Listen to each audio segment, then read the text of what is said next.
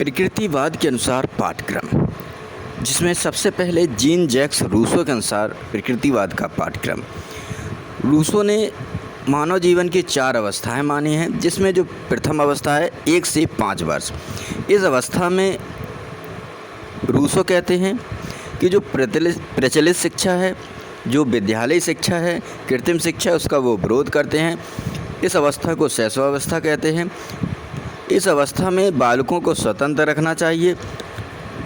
वह कहते हैं कि बालकों को मातृभाषा सिखानी चाहिए, जिससे उनकी वाक शक्ति और शब्द भंडार बढ़े।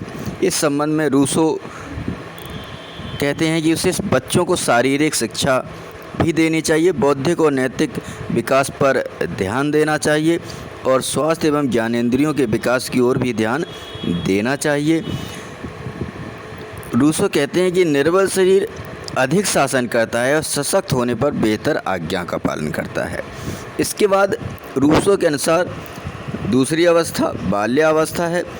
5 से 12 वर्ष तक की यह अवस्था, इस अवस्था को वह कहते हैं कि यह जीवन का अत्यधिक विषम काल है।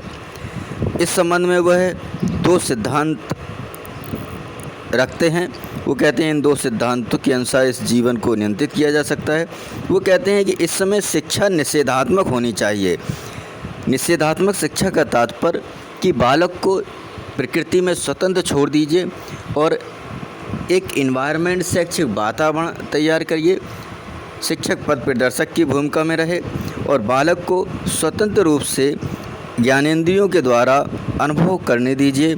उसे किसी प्रकार का बंधन से मुक्त रखना चाहिए, ऐसा जीन जैक्स रूसो कहते हैं। अब दूसरा पहला शिक्षा निषेधात्मक होनी चाहिए तथा दूसरा नैतिक शिक्षा प्राकृतिक परिणामों के द्वारा होनी चाहिए।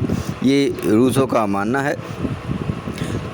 रूसो के अनुसार ऐसा कुछ नहीं करना चाहिए जिससे बालक सीखने के लिए विवश हो। यह जीन जैक्स रूसो कहते हैं। वह कहते हैं कि बालक को बौद्धिक प्रशिक्षण दिया जाना चाहिए। इस अवस्था में इंद्रियों का मानसिक विकास होता है, तो इस अवस्था में बालकों को किसी विषय या भाषा की शिक्षा न देकर प्राकृतिक रुचि के अनुसार बौद्धिक प्रशिक्षण देना चाहिए, ऐसा जीन जैक्स रूसो का मत है। तीसरी जो स्टेज है वो 12 से 15 वर्ष की अवस्था है। इस अवस्था में जीन जैक्स रूसो कहते हैं कि इस अवस्था में बालक की इंद्रियां एवं शरीर पुष्ट हो जाता है। इस अवस्था में रूसो का मत है कि बालक को प्राकृतिक विज्ञान, भाषा, गणित, लकड़ी का काम, चित्रकला, संगीत, व्यवसाय की शिक्षा दी जानी चाहिए। पॉल मोनरो कहते हैं कि किशोरावस्था बौद्धिक शिक्षा की अवधि प्राकृतिक शक्तियों अब आवश्यकताओं से कहीं अधिक होती हैं। इसके बाद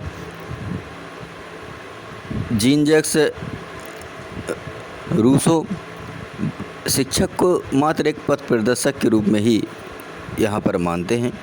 इसके बाद जो चौथी स्टेज है 15 वर्ष से 20 वर्ष की, इस अवस्था में वह कहते हैं कि बालक को नैतिक शिक्षा देनी चाहिए और वो कहते हैं कि रूसो कहते हैं कि एमील के शरीर और इंद्रियों मस्तिष्क का निर्माण हो चुका है। उसके हृदय को एक आकार दिया जाना चाहिए जिससे वह शिक्षित हो। उसमें स्वप्रेम, नियंत्रण, ध्येय रहे, स्वरता, स्वपूर्णता, स्वविकास अंतिम लक्ष्य रहे और उसमें भावनात्मक नैतिक विकास की पूर्णता का लक्ष्य हो, प्रेम नियंत्रण का ध्येय बने। ऐसा जीन जैक्स रूसो का मत है कि इस समय संवेगात्मक जीवन होता है।